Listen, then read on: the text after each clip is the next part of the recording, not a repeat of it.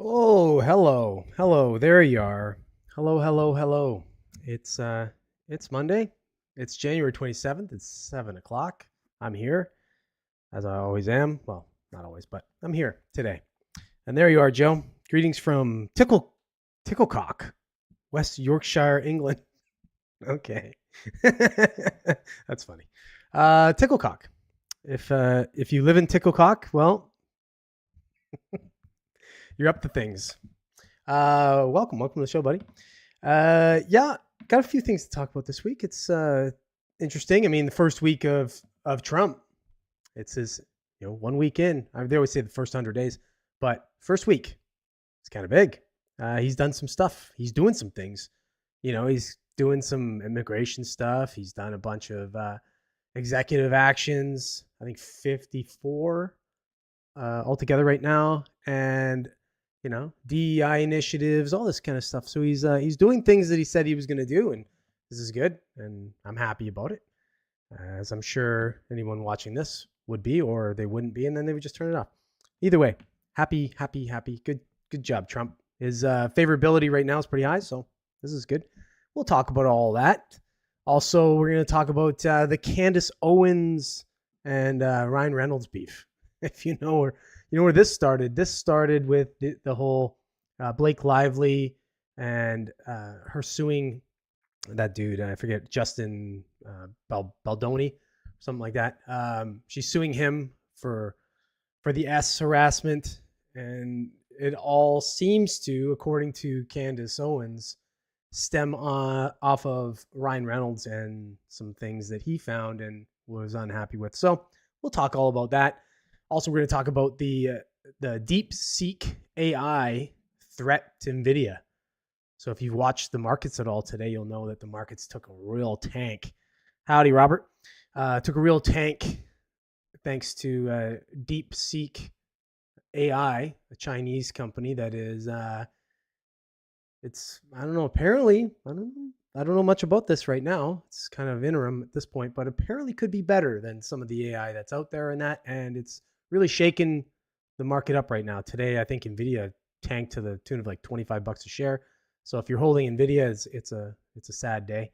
If you anticipated this, held NVIDIA, sold it, probably a good day. So we'll talk about that. And lastly, we're going to talk about the Bill Burr, Billy Corgan connection. If you've, no doubt, if you've been online, you've seen just lately, Bill Burr was on Howie Mandel's podcast, and he basically just caught him off guard by bringing Billy Corgan in. And if you don't know who Billy Corgan is, he was a front singer, maybe still is, I guess, of Smashing Pumpkins, and he's the spitting image of Bill Burr. So, yeah. So they're probably brothers. So from what it looks like, Bill Burr's dad was kind of a piece of shit, and he was a traveling musician and such, and he just went around doing some stuff. And I guess one of the things he did was probably Bill Burr. Well, he didn't do Bill, you know what I mean? He didn't do Bill Burr, but he seeded him. He seeded his mother, if you will. So, yeah, we'll talk about that a little bit. As always, if you're new to the podcast and you like the podcast and you want to help it out, subscribe, hit like, all that kind of stuff. Is that commie AI? What could go wrong? Yeah, exactly. Nothing bad comes out of China. But yeah, so hit the subscribe to the channel. Look for the live podcast every Monday at 7 o'clock. And I will drop small videos. I didn't this week because I didn't care to. And plus, I think I figured out the little bug with my sound. Hopefully, you guys will let me know. I had a little echo effect going on. It was my speakers were picking up some of the sound from my microphone. some of this, sometimes the Streamlabs is what I use. Sometimes it likes to revert for some reason and corrupt things. So I have to go in there from time to time and check it out. And I found it at least. So that's why I didn't release anything last week. But this week I'll release a few different videos. So if you do see those videos, look for them between Tuesday and Sunday at 5 p.m. Eastern Standard Time. And go ahead and like and, share and all that. Comments help. So if you want to help a small channel, comments and engagement, that always helps a small channel. If you like it. If you don't, well, whatever. That's fine. I'm still going to do it, whether you're here or not. I don't make any money at this. So let's get on to the next topic of discussion. While we're at it, let me move over to this camera here. And, that's not that one. That's this one here. Let me close that off because that'll just distract me. Here we go. So yeah, first week of Trump. Hey, I mean, he's doing what he said he'd do. So if you like Trump, you'll like what he's doing. If you don't like Trump, you may like what he's doing. I don't know. But either way, he's a man of his word. He's doing what he said he's going to do, and he's been up to it. I'm going to read this first article. This is a absolute dog shit article. Expect it to be a dog shit article. This is MSNBC, the worst of the worst out there. So if you want dog shit, this is where you go for it. And they don't disappoint. So here we go. Let me read a little of this article and then we'll talk about it. So some companies are refusing to comply with Trump's anti-DEI crusade. Donald Trump's war on DEI policies has caused a number of major corporations to bend the knee. The president and his followers have falsely portrayed diversity, equity, and inclusion programs as illegal and discriminatory against straight white men in particular.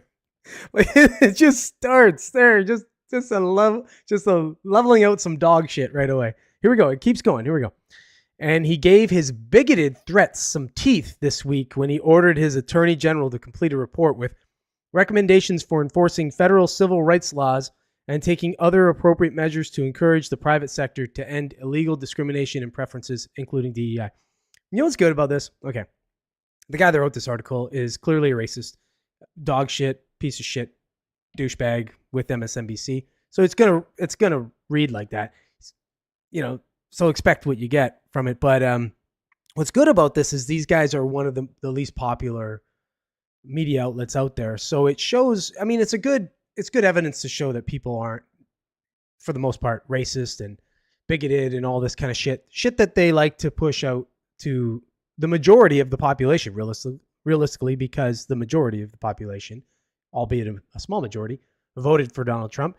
And I think a lot of people that didn't vote for Donald Trump would still agree with a lot of his policies. So I think a lot of people that didn't agree or didn't vote for Donald Trump probably don't think he's a bigot, racist, or all this other shit that they like to say he is. So it's just good for humanity to know that this is a dog shit media outlet and not many people watch it. So anyways, let me carry on. Multiple companies, including McDonald's and Walmart, already had acquiesced and shut down their diversity initiatives. Applause. And Target joined the list Friday, but it appears some other large companies are, at least for now, pushing back against this right-wing crusade and refusing to abandon their official commitments to diversity in the workplace. This is what makes me laugh about it. Diversity in the workplace. Diversity in the workplace is acquired through merit as well. Otherwise, you're trying to say that the only people with merit are white males. So you're a piece of shit racist if you say that, because that's just not true. So you shouldn't need to do any of this diversity shit. Merit should take care of all of that. But I don't know. I live with common sense, but it's not so common lately. Costco is receiving some online praise, for example. No, they're not. After more than 98% of shareholders recently rejected a shareholder proposal for a report on any risks posed by the company's DEI policies. See what I mean? Like, this is the dog shit you get from this MSNBC. They're being praised. No, they're equally being slammed. So, or more. They're probably more being slammed than they are being praised. But they'll say, oh, they're receiving online praise. Sure they're. JP Morgan Chase CEO Jamie Dimon and Goldman Sachs CEO David Solomon have faced similar activist proposals at their companies, but speaking at this week's World Economics Forum in Davos, Switzerland, both said they remain committed to seeking out diverse talent despite the right-wing crusade. Okay. I don't know if I can read any more of this dog shit. But you can see that the DEI initiative is strong with some of these companies. They're just going to hold on to it, hopefully to sink the ship along with it. And the others are going to come with, with the, with the cultural move to get away from this shit. So the funny thing about this is those big companies that are going to hold out are later they're going to right the ship, right? They're going to come along because they're just followers. They're just behind the cultural times, and they're going to suffer a little because of it, and then they'll move along forward and try and gaslight everybody and pretend like they were for it all along. So it's just a bunch of fucking bullshit either way. Let me say here, what are you saying? Do you want the plane or the boat? Lawyer's going to have another field day. Yep. Yeah. So, and nepotism, I agree. Nepotism is a workplace problem. Yeah. What they don't understand is this is discrimination. I don't know if you just didn't get the memo. You didn't realize that discrimination is discriminating people based on their race and ethnicity and all that. And doing that to white people is the same. It doesn't make it any better. It's like if you're doing it to somebody because they're white, even though they were the best person for the job, or conversely, any race, it doesn't matter. Whatever your DEI initiatives are. Oh, well, we need to have more Chinese people, so we're going to turn away black people and Spanish and white and whatever. It's all discrimination. You can't do that. It's just a stupid way to do it. Just get the best person for the job. And if you do want to kind of, diversify your workforce a little, then perhaps you then just start to cater your jobs a little bit, or make them a little bit more friendly to, say, women or something. So your job is a little bit more enticing to women. So you get more women to apply to that job. You get more heavily merited women to apply for that. Who gives a shit about their race and all that? That's just going to take care of itself in the merit. If you believe, like I believe, that everyone has equal merit and there isn't a distinct difference between races as far as who's going to be smarter or more qualified for various different positions. So I don't know. Maybe it's an old school thought. Maybe it's antiquated with the whole new DEI crusade now. But I just happen to think that, maybe because I'm not racist. But anyways, okay, let's get off that dog shit and get on to this over here from another kind of dog shit media outlet. Not as bad, the BBC. They don't, they're not as overt about their dog shit, but maybe they're better writers. Either way. So this article here, this is the BBC. Hold on, let me just check here what's going on here. Sorry, hold on. I'm having a little technical difficulty there, but okay, here we go. So this is the BBC. I'm going to read this article here. This is mass arrests and nationwide U.S. immigration crackdown. So Trump in his first week now is committed to clean up the border, obviously, to put more ICE agents out there to collect the illegal immigrants and the dangerous criminals that are coming across the border, or, in various places, mostly illegally, obviously. And he's shipping their ass back to their original countries, which is great. I think most people are encouraging of this. Let me read this article a little bit. A nationwide immigration crackdown on Sunday resulted in the arrest of 956 people, the most since Donald Trump returned to power, according to Immigration and Customs Enforcement, which is ICE. A number of federal agencies with newly expanded detention powers were involved in the raids in a number of cities, including Chicago, Newark, and Miami. Trump came to power after making mass deportations of undocumented immigrants a central campaign promise. His predecessor, Joe Biden, carried out an average of 311 immigration deportations daily, according to ICE, mostly individuals who had committed crimes. So he was ignoring the people that, when they say this, okay, so right away when they say this, who had committed crimes, if you come in illegally, that is the definition of committing a crime. But what they mean is that people that came in illegally then also committed crimes. So, obviously they're coming in illegal. They have no problem committing crimes. So, since taking office, Trump has carried out 21 executive actions to overhaul the U.S. immigration system. Tom Homan, Trump's border czar, was in Chicago to oversee the operation there, but his federal crackdown has made Democratic leaders unhappy. Of course it has. Chicago Mayor Brandon Johnson acknowledged the ICE enforcement activity, saying Chicago police were not involved in reminding residents to know their rights. In Miami on Sunday, federal law enforcement agencies conducted several immigration enforcement actions, the city's Homeland Security investigation said on social media. This included ICE's local office, Miami, detaining undocumented migrants on various offenses. Okay, so yeah, they put 1,500 active duty troops are headed to the U.S.-Mexico border as well. And then there's some other things that he's doing right now. Obviously, it's just his first week. So, he's coming out blazing, but, it takes a little bit of time to get this ship moving. It's a big ship, right? So good stuff. Good stuff in the first week, though. Here's some of his executive actions. To date, as of 11 o'clock this morning, this is CNN Politics, so they're tracking. I guess they're okay for this, even though they're dog shit as well. He's done 54 executive actions, 19 being federal government, including 4 DEI. Immigration, there's 8 actions on that. Climate and energy, 6 actions. Economy, 6 actions. National security, 4 actions. Foreign policy, 3 actions. And other is 8 actions. And included in that other is that wonderful one that we know that hopefully we'll all get to see fairly soon, the declassification of the records concerning the assassinations of President John F. Kennedy, Senator Robert F. Kennedy, and the Reverend Dr. Martin Luther King Jr., who I'm actually the most excited to see because I think the other ones are pretty kind of overt, obviously very political and such, but the Reverend Martin Luther King wasn't supposed to be as political of a thing, but it clearly is. So I'm just most interested in that one. But yeah, you know what? I think he's done a really good job. I don't know what you guys are saying over here. Let me see here. Let me read a couple of these comments you're saying here. At least Trump broke the DEI spell. Here, DEI is a permanent feature.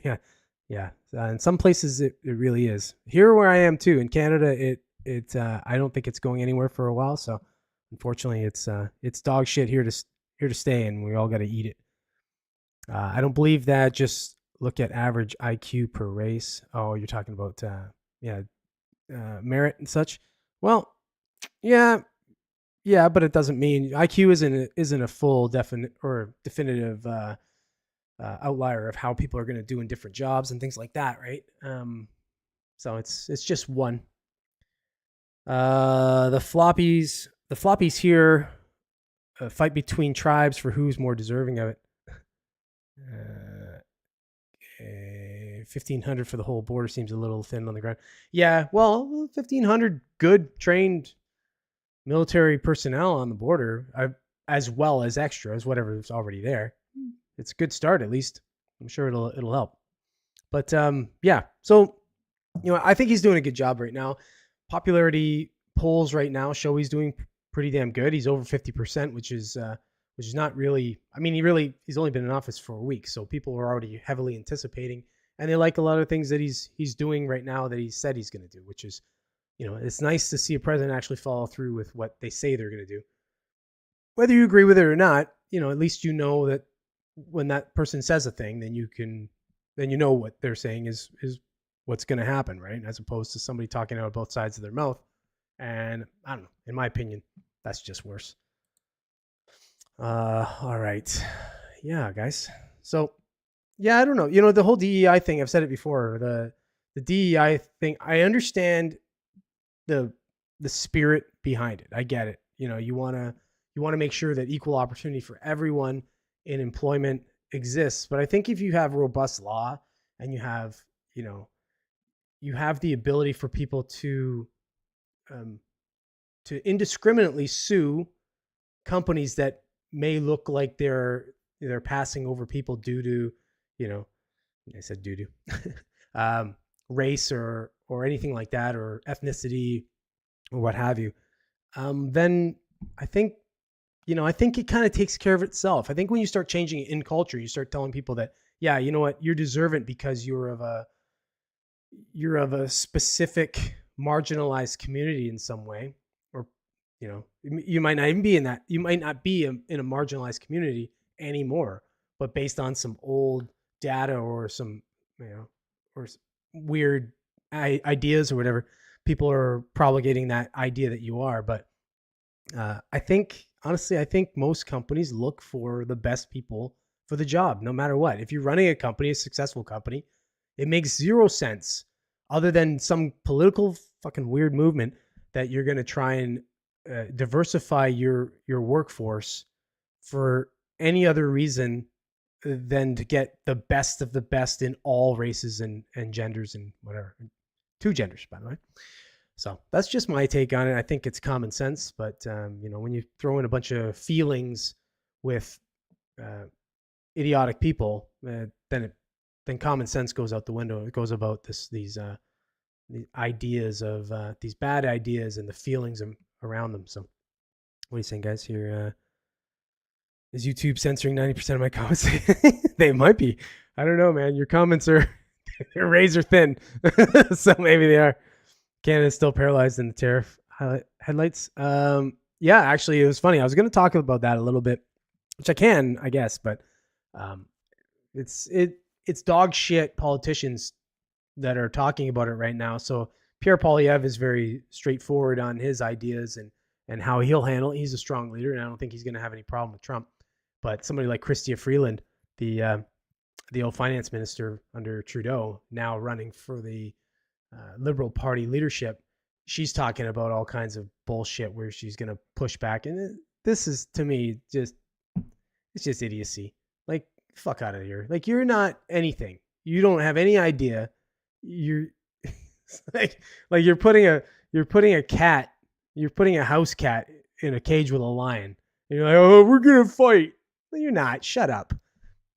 Go play nice. That's diplomacy is the way to go here.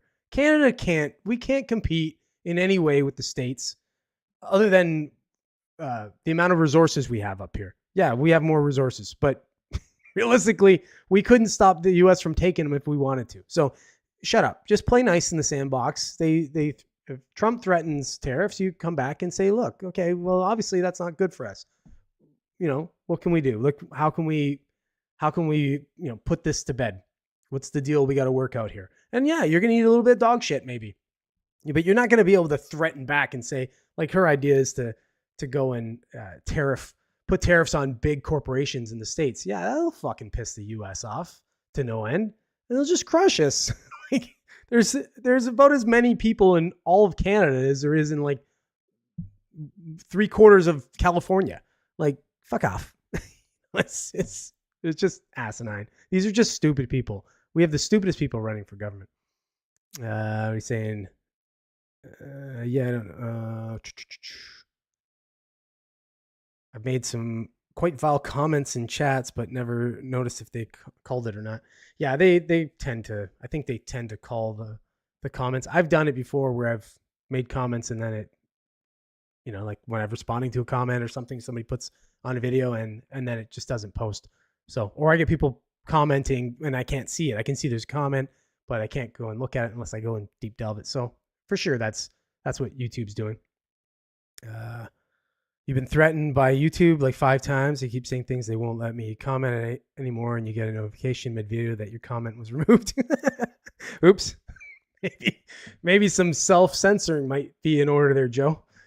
All right, let me get on to the next thing here. Boom, boom. This one, I'm interested to talk about this. So it just kind of came new to me that Candace Owens has started now a beef with Ryan Reynolds. I don't know. I think she likes starting beefs. That's what I think. She's a feisty one, this Candace Owens. I'm going to read this article. This is Y Entertainment, so don't expect too much, but it'll give you a little bit of a synopsis of what's going on, and then I'm going to talk a little bit about some other bullshit related to this whole thing. So here we go. Candace Owens says Ryan Reynolds is the true villain in Justin Baldoni and Blake Lively feud. Candace Owens has tossed out her opinion on the Blake Lively and Justin Baldoni feud, and she revealed that she thinks Ryan Reynolds is the true villain behind the scenes. Yesterday, I received a tip from someone who allegedly worked on the set of It Ends With Us, an absolute complete dog shit movie, but whatever. Lately, everyone is bashing Blake Lively, but apparently the true villain in the saga is Ryan Reynolds. Owens, 35, wrote in her Instagram stories on Wednesday, January 24th. Owens said that her source was alleging that everything started after Reynolds, 48, Ryan Reynolds, I didn't know he was 48, but he's 48, decided to stroll onto the movie set one day and review the dailies.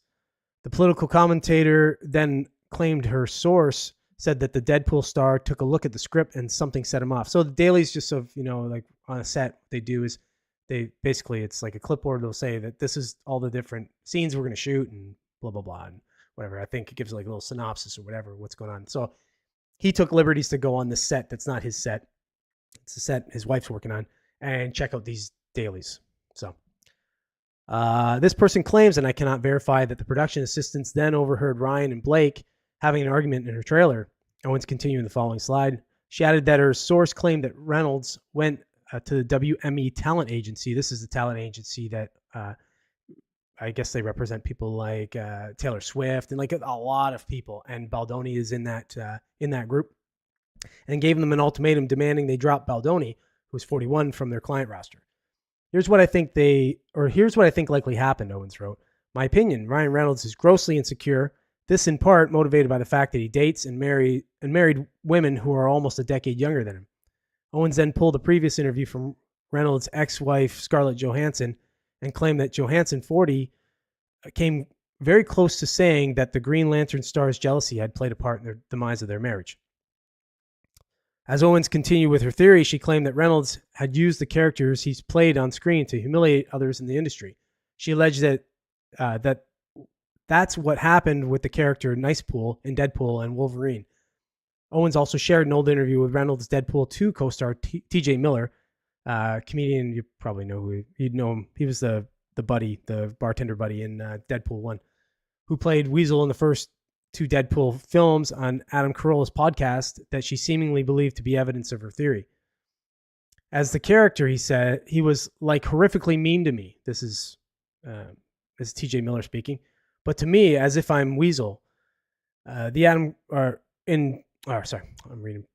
reading ahead. He was like, you know what's great about you, Weasel? You're not the star, but you do just enough exposition that it's funny, and then we can leave and get back to the real movie. I just kind of listened and thought it was weird, and then I got off stage because they were all like, cut? Miller then added that the crew also seemed uncomfortable with the interaction afterward. If you want to check this out, it's funny. You can find this clip. It's just type in TJ Miller, Adam Carolla show, and it'll probably come up. And they've since made up. It's not a feud or anything between the two of them. But he did make this comment that this was a weird thing that he did, and it does give a little backing behind this whole next thing now that's going on with Baldoni, right? So Owens ended her theory by writing, final thoughts. I think Ryan Reynolds is unhinged. I think Blake was fine with everything in the movie she signed on for, hence not requesting an intimacy coordinator. This is the next thing we're going to get into. Intimacy coordinator. I just have to roll my eyes. It's pretty stupid. And then all that changed the day her husband showed up on set and allegedly blew a fuse. Okay, so this is funny. Intimacy coordinator. Have you ever heard of this term? I had never heard of this term. I didn't know this was a thing. I didn't know you had to have these kind of things. This is the equivalent, basically, of a fucking, what do you call it? What do they call them? I've lost for a word. Consultants. This is like a consultant, right? It's so stupid. You have a consultant for intimacy, so they got to coordinate the intimacy. It used to just be that was called chemistry on set. 2 actors, they had it or they didn't have it. Now they got a coordinator for it. Oh, okay. Probably a DEI hire. Most likely. Okay, hold on, what are you guys saying here? I'll just stop in the middle here. You guys are just talking. Are you guys talking about that? Yeah, you guys are still talking about the YouTube stuff. Okay, I'll carry on. So this article here, this is The Guardian. This goes a little bit more into the intimacy coordinators that they're talking about. So I'm gonna read a little bit about this, but I'm not gonna get the whole article going here. But okay. So the film footage at the center of Blake Lively's high-profile legal row proves that intimacy coordination should have been considered as necessary on set as organizing stunts, leading consultants have said. Lively filed a civil complaint against co-star and director Justin Baldoni shortly after or before Christmas, accusing him of sexual harassment during the filming of It Ends With Us, a romantic drama released last year. Baldoni denies the claims. His legal team retaliated by releasing a video of the pair going through 3 takes of one scene in which the pair slow dance in a bar, which is allegedly by Lively in her lawsuit to be an example of this inappropriate behavior. I don't know. It's weird, man. You're dancing. Okay. Anyways. But while his lawyers claim the video exonerates him, Lively's team said it further proves she felt uncomfortable in scenes that had not been choreographed. Intimacy coordinators say the myriad allegations and counter allegations show the importance of having a professional on set to mediate intense scenes with complicated power dynamics. Dog shit. What the fuck are you talking about? You gotta have people there on set to say, "Oh, hey, listen, you just gotta, like, you're dancing, you gotta be close. You put your head. No, don't put your head a little too close to her neck. Oh, don't breathe on her neck. That could be uncomfortable. Oh, wait, what are you saying? Oh, you saying, fuck off." Anyways, dancing can absolutely be intimate, and having an intimacy coordinator on set should be a given. Ida O'Brien, that's the name, who pioneered the role, told The Guardian. Pioneered the role. Oh, man. That's a nice thing to be remembered for, Ida, or Ida, whatever the hell your name is, for pioneering a dog shit DEI hire for film sets. She added in the past, some people would go, "I do my own stunts. I don't need a stunt coordinator." Whereas today, if there's a stunt or a fight, you have a stunt coordinator and they're to offer their skills. Again, a stunt coordinator. How about just to get a fucking stuntman and they do the stunts? I don't know. It just seems simple to me. No, let's just add 1,000 more jobs, make everything a little more expensive, give people a bunch of nonsense jobs. That's cool. It should now be the same with intimacy coordinators. Okay. Anyways. More dog shit. Dog shit. I'll skip ahead. That's it. Okay. Intimacy coordinators. Apparently, that's what they were missing on set for this whole thing, and it would have saved. It could have saved all this whole lawsuit and the harassment claims by Lively. I don't know. Let that be a lesson to you. If you're shooting a film, get an intimacy coordinator, because they're not a dog shit made up position. They're a really well needed position for you. In this case, I think, it's funny. I like Ryan Reynolds. I think he's funny. He's Canadian, which is cool. We have a little bit of a national pride for him up here in the Great White North. But yeah, does he seem a little bit like, insecure or unhinged at times? Probably. That's probably what this is. We'll see as more of this comes out, if Candace Owens is onto something, or if she isn't. She seems to be ahead of stuff a lot of times like that. So, I take what she's saying with there's some credit behind it. But of course, this is going to all come out, and we'll see, because there's 2 lawsuits going on here. There's the first lawsuit of Blake Lively suing Baldoni, and then Baldoni is countersuing for like $300 or $400 million or something for defamation and all these different things. So we'll see how this goes. This could be another Amber Heard, Johnny, whatever his name is, the big case, whatever. So this could be another one of those. We'll have to see. All right. Oh, man. Let me get on to the next thing here. What are you guys saying? Intimacy consultant is the one shaking the bed. Yeah. That's the one. It's the one that's pushing the ass, like, oh, wait, no, you're not. No, that's not rhythmic. Here, let me just put my hand behind there. They're the ones doing all the sexual harassment, I think. It's the people behind the scenes. Maybe that's why you need one, actually. I just thought about it. That's the person that gets sued. And they're basically like the vaccine, right? The vaccine companies. They're indemnified from any wrongdoing. So you can't sue them, but they're like, they run interference for the actors that are fucking around a little bit. Okay. Well, pretty soon we won't be able to worry about, because all movies will be AI. You're right. Yeah. Maybe the AI will sue humans for harassment. I live 2 doors down from the U.S. Embassy in Klein-Windhoek. Today, when I was walking the mutts, I noticed the flag is still half-mast. Oh, okay. You're talking about something else, but okay. All right, let's carry on. Let's get on the next thing here. Boop. Let me set this up. Here we go. Okay, so if you're a investor at this point, you're investing in the AI space. Oops. If you're investing in AI space and you're investing in NVIDIA, well, you'll notice today they took a massive hit to the tune of like 20%. So quite a shave in one day. And a lot of other stocks did because of it, obviously. But what's causing it? It looks like this DeepSeek AI out of China would be the culprit. This is a Forbes article. Let me read this article, and then we'll kind of get into this a little bit. A few weeks ago, Chinese AI research lab DeepSeek released its open source AI model, DeepSeek R1, which has drawn significant attention in the tech world. According to a paper authored by the lab, the DeepSeek R1 model outperforms cutting-edge models such as OpenAI's O1 and Meta's Llama AI models across multiple benchmarks. This is impressive given that the model is also open source, cost-effective, and requires significantly less computational power compared to its rivals. Now, DeepSeek's, I don't know why I want to say DeepSync, but DeepSeek's approach appears to have set off alarm bells in Silicon Valley, where most big tech giants have been relying more on brute force, amassing a larger stock of GPU chips and servers and running long model training periods. We believe this development could potentially have implications for NVIDIA stock. Well, it already has. The dominant player in the AI hardware space. Also, whatever. DeepSeek's innovations. DeepSeek has reportedly restructured the foundation of AI models, emphasizing software-driven resource optimization over hardware dependency. Although the company apparently utilizes tens of thousands of NVIDIA's H100 and H200 AI GPUs to train its models, it has faced constraints due to U.S. export controls limiting access to the latest chips.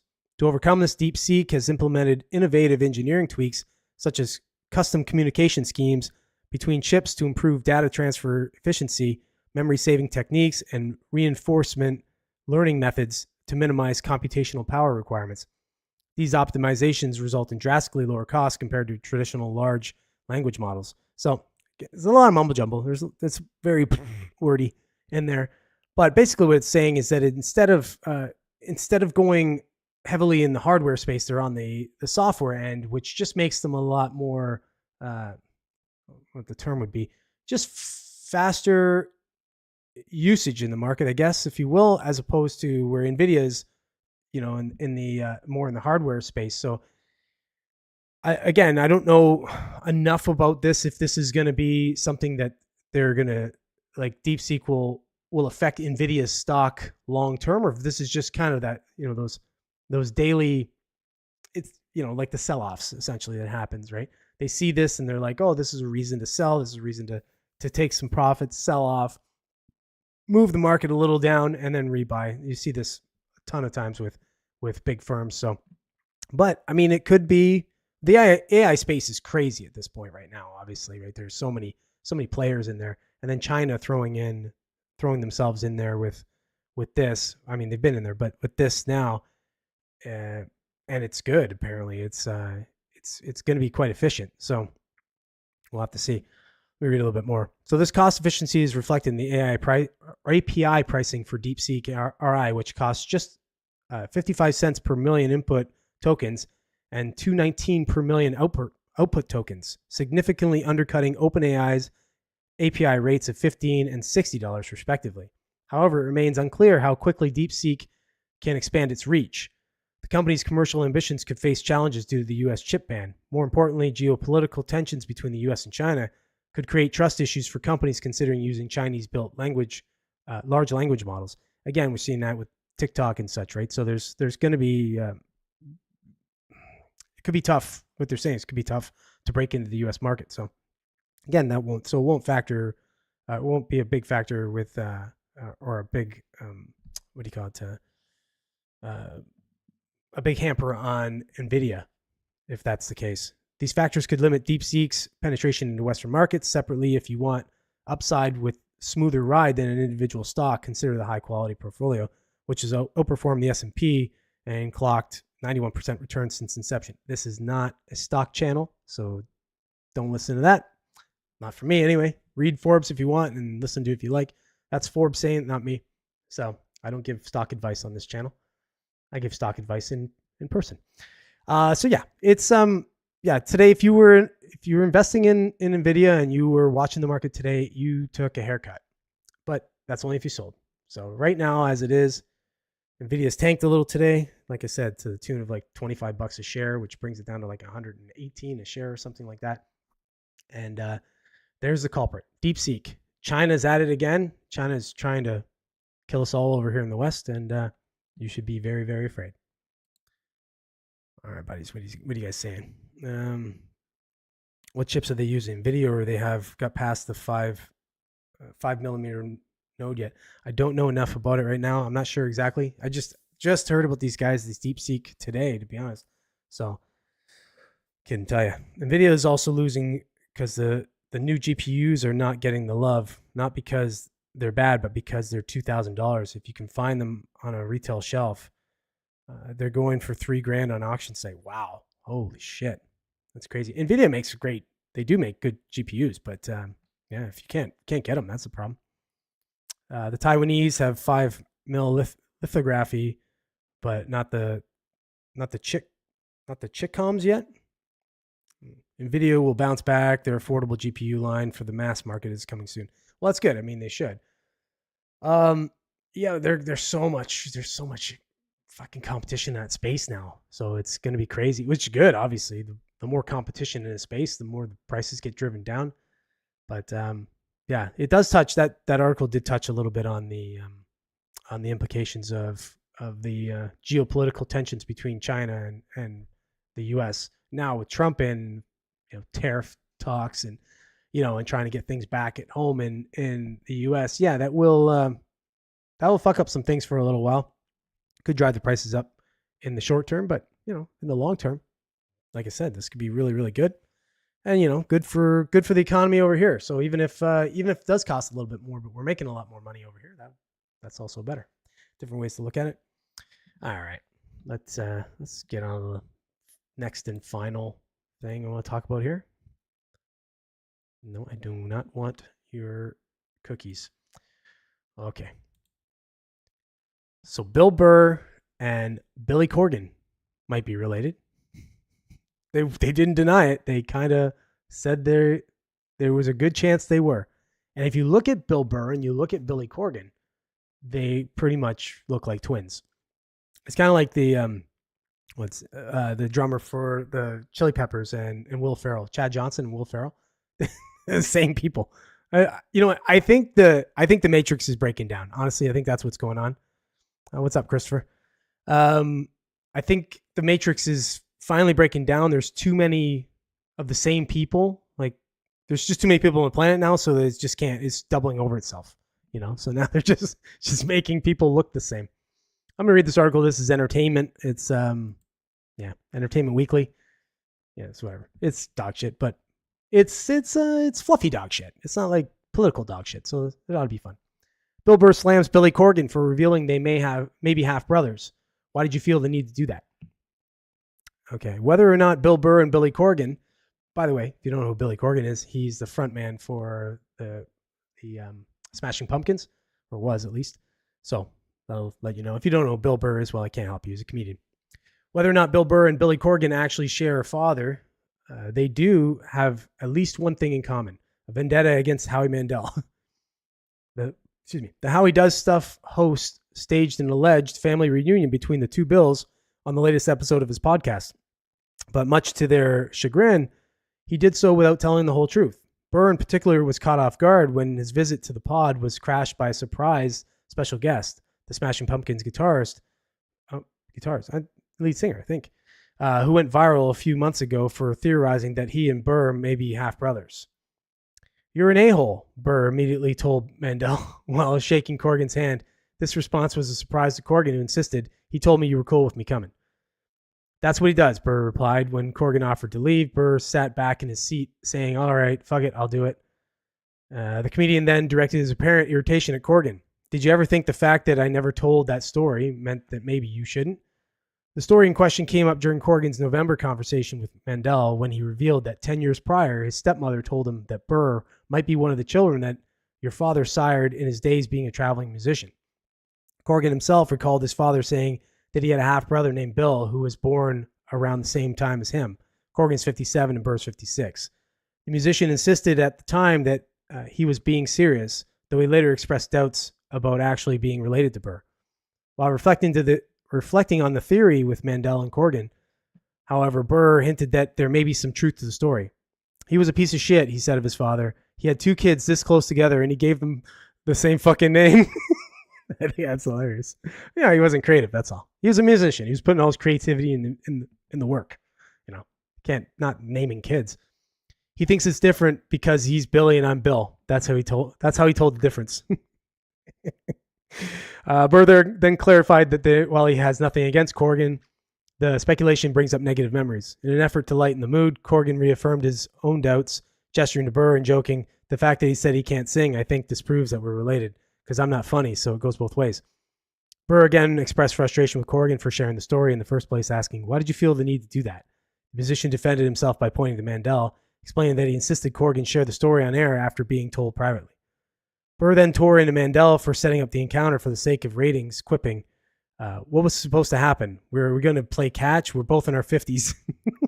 It's a pretty funny interaction. Obviously, everything with Bill Burr's got that sarcasm, that jokey sarcasm to it. It's pretty funny. Corgan jumped in, telling Mandel this is some Dr. Phil shit you got going on. Burr observed that he and Corgan were making a connection after all. "I think we're kind of on the same page and thinking you're kind of a dick, right now," he told Mandel. At one point, Mandel stepped out of the room to let the two converse alone while emotional piano music swelled in the background. I didn't catch that because I didn't watch the whole podcast, but that sounds funny. Burr and Corgan took a few moments to discuss their relationship with Dad, comparing the different details they knew of his life. It's funny, though, if we were born during the internet, I don't think you could get away with that anymore. Like at some point, it did become funny to me that he did have multiple families. There was something wild about that, Burr commented, then laughed, noting, "I'm kind of forgetting that we're on a podcast." But all right, Mike carries on a little bit more. But you should check this out. It's quite funny. The small interaction, the piece I've seen of it, it's funny. The interaction's pretty funny. But there definitely is, like, Burr's irritated about it. I wouldn't be surprised if he talks some shit about Mandel after the fact, or maybe he isn't friends with him or something now. I don't know. But yeah, it's pretty funny. And again, if you look at these two, there's no way on God's green earth there isn't. If all those other things are lining up, there's no way they're not related. It would just be the weirdest coincidence ever, But I don't think so. They're related. All right, what are you guys saying?